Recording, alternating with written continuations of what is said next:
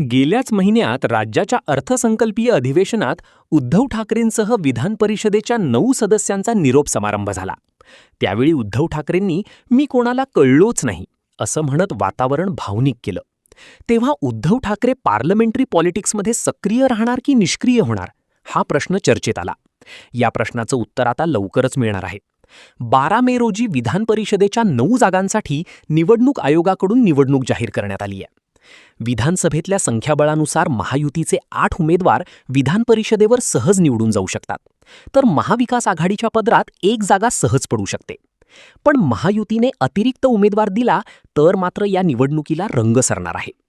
मवियाच्या वाटेला आलेल्या एका जागेसाठी उद्धव ठाकरे मैदानात उतरणार की काँग्रेस डाव खेळणार, हे पाहणं महत्त्वाचं असणार आहे.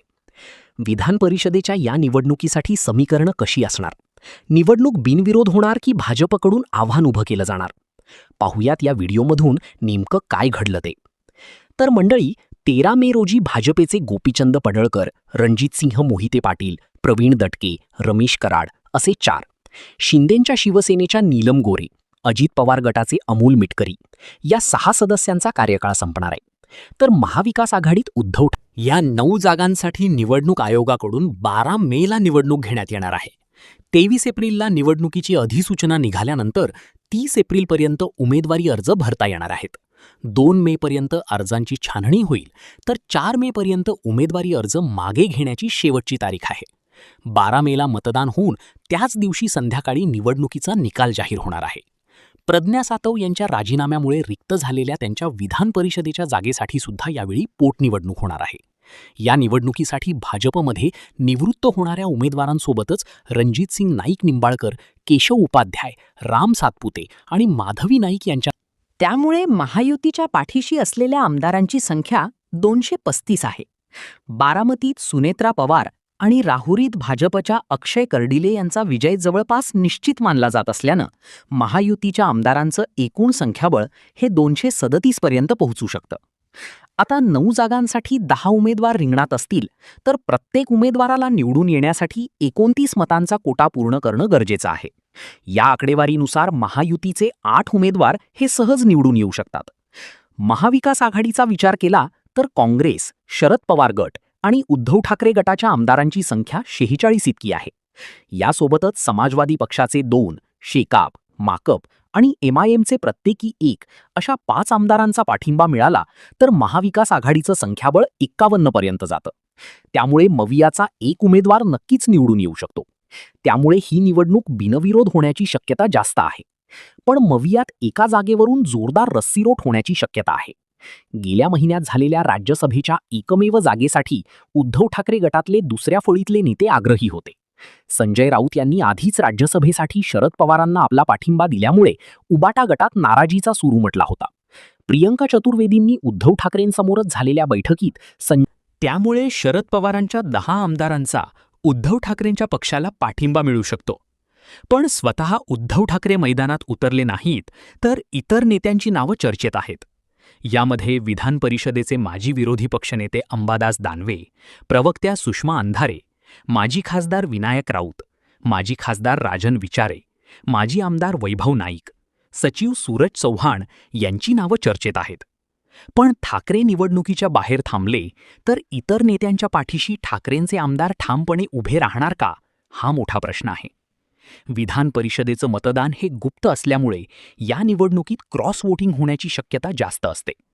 आधीच ऑपरेशन टायगरची चर्चा असताना उद्धव ठाकरेंना काहीही करून आपले आमदार भक्कमपणे आपल्या पाठीशी ठेवणं गरजेचं आहे.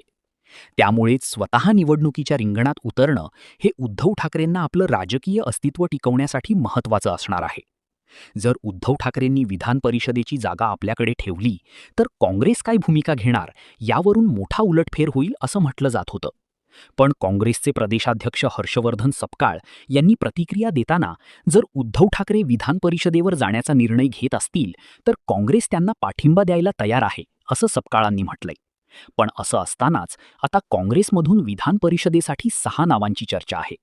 यात स्वतः हर्षवर्धन सपकाळांसोबत ज्येष्ठ नेते बाळासाहेब थोरात, सचिन सावंत, मुझफ्फर हुसेन, हनुमंत पवार आणि राजेश राठोड यांना काँग्रेस संधी देण्याची शक्यता आहे.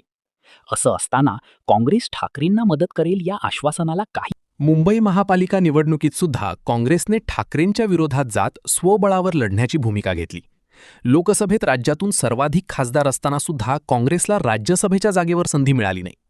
महाविकास आघाडीत उद्धव ठाकरे आणि शरद पवारच निर्णय घेत असल्यामुळे काँग्रेस बाजूला पडल्याचं चित्र आहे.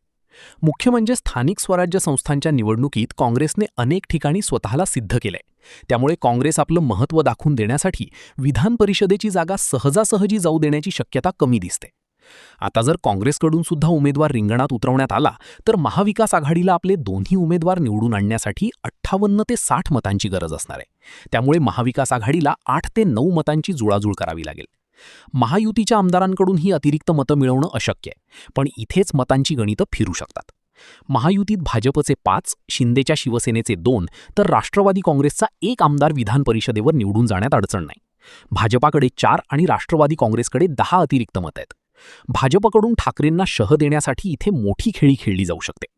उमेदवाराला मिळणाऱ्या दुसऱ्या पसंतीक्रमात यातली काही मतं जर काँग्रेसकडे वळली तर काँग्रेसचा उमेदवार सुद्धा निवडणुकीत आव्हान उभं करू शकतो.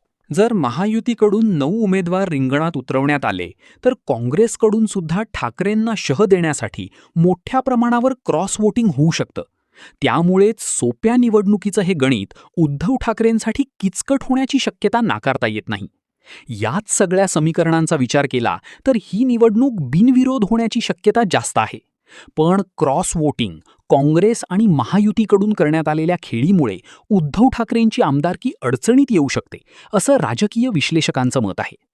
उद्धव ठाकरेंनी सभागृहात म्हटलेल्या कवितेतल्या ओळींप्रमाणे मित्र कोण आणि शत्रू कोण हे गणित उद्धव ठाकरेंना दगा देणार का हे पाहणं महत्त्वाचं असणार आहे. तुम्हाला या सगळ्याबद्दल काय वाटतं त्याबद्दलच्या तुमच्या प्रतिक्रिया कमेंट करा आणि अशाच माहितीपूर्ण व्हिडिओसाठी आपल्या चॅनलला सबस्क्राईब करायला विसरू नका. जय हिंद, जय महाराष्ट्र.